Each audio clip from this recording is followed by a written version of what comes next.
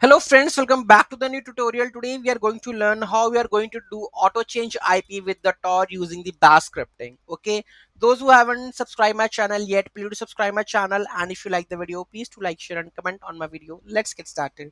So first of all, you have to install the Tor. Okay, after that we have to check the status Tor. So I have already installed this one and I'm going to check the status of this Tor and it's enabled. Okay, next you have to do is if the curl is not working in your scenarios, then you have to go with the installation of the tor socks. Okay, after that you can check that and it's working for me. Here you can see that I'm going to use this one, curl socks http bin org ip, so giving me the ip, right? The next one, now I'm going to change the ip using the bash scripting. So bash script is already ready, so here you can see that.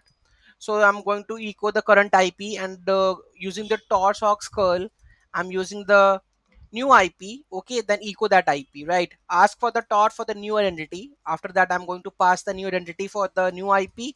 Then the changed IP will come in the 10 seconds. Okay, but in the configuration file, we have set for the 30 seconds. If I go and check this one, with the nano part of it, this is in the another code which is already, this is here you can see that bash scripting is already running. Here you can see that, and the IP is changing.